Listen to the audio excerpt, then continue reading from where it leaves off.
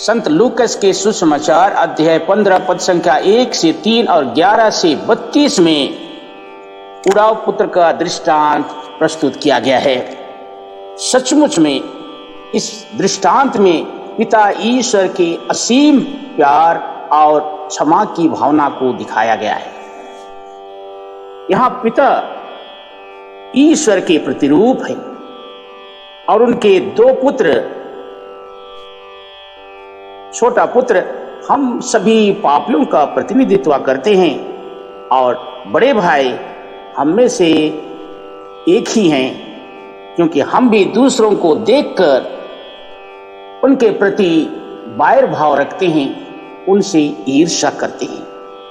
छोटे पुत्र ने अपने पिता के असीम प्रेम को नहीं समझा, छिटक के दूर गया, लेकिन प्रायश्चित करके अपने पिता के असीम प्रेम और क्षमा को पाना चाहा और आकर उसने अपने पिता से माफी मांगा। प्रियजन, आइए, यह सुंदर सा समय है, शादी ब्याह के समय हम भी पाप, दोष, गुनाह, गलती को स्वीकार करते हुए ईश्वर के असीम प्रेम से जुड़े। आइए एडी माँ से आज के सुसमाचार को सुने। आज का सुसमाचार संत लूकस अध्याय 15 पद संख्या 1 से 3 और 11 से 32। यीशु का उपदेश सुनने के लिए नाकेदार और पापी उनके पास आया करते थे। फरीसी और शास्त्री यह कहकर भुनभुनाते थे, यह मनुष्य पापियों का स्वागत करता है और उनके साथ खाता पीता है। इस पर यीशु ने उनको यह दृष्टांत सुनाया। किसी मनुष्य के दो पुत्र थे। छोटे ने अपने पिता से कहा, पिताजी, संपत्ति का जो भाग मेरा है मुझे दे दीजिए। और पिता ने उनमें अपनी संपत्ति बांट दी। थोड़े ही दिनों बाद छोटा बेटा अपनी समस्त संपत्ति एकत्र कर किसी दूर देश चला गया और वहां उसने भोग विलास में अपनी संपत्ति उड़ा दी। जब वह सब कुछ खर्च कर चुका तो उस देश में भारी अकाल पड़ा और उसकी हालत तंग हो गई। इसलिए वह उस देश के एक निवासी का नौकर बन गया, जिसने उसे अपने खेतों में सूअर चराने भेजा। जो फलियां सूअर खाते थे उन्हीं से वह अपना पेट भरना चाहता था, पर कोई भी उसे उनमें से कुछ नहीं देता था। तब वह होश में आया और यह सोचने लगा, मेरे पिता के घर कितने ही मजदूरों को जरूरत से ज्यादा रोटी मिलती है और मैं यहाँ भूखो मर रहा हूँ। मैं उठकर अपने पिता के पास जाऊंगा और उनसे कहूंगा, पिताजी, मैंने स्वर्ग के विरुद्ध और आपके प्रति पाप किया है। मैं आपका पुत्र कहलाने योग्य नहीं रहा। मुझे अपने मजदूरों में से एक जैसा रख लीजिए।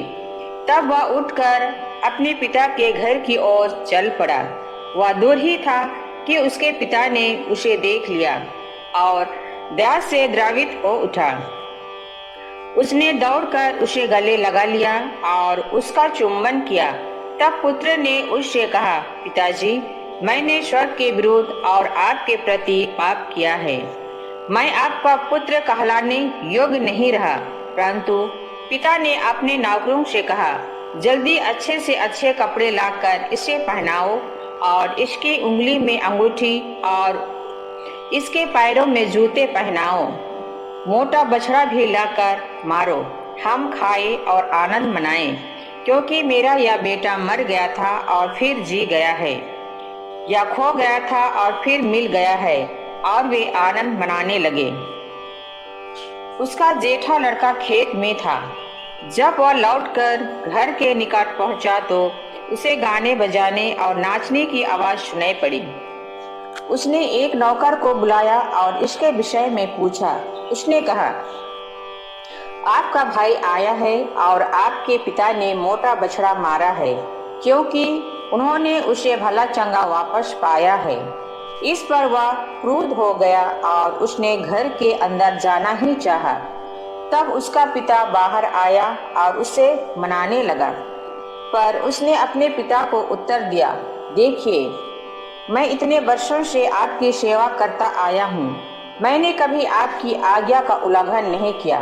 फिर भी आपने कभी मुझे बकरी का बच्चा तक नहीं दिया। ताकि मैं अपने मित्रों के साथ आनंद मनाऊं। पर जैसे ही आपका यह बेटा आया जिसने वेश्याओं के पीछे आपकी संपत्ति उड़ा दी है, आपने इसके लिए मोटा बछड़ा मार डाला है।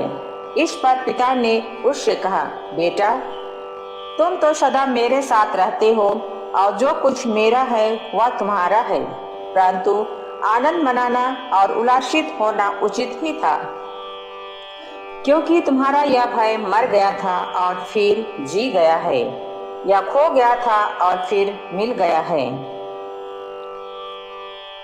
आज का दिव्यवाणी मुझे, मेरे बच्चे और मेरे परिवार को आशीर्वाद से भर दे। आमीन।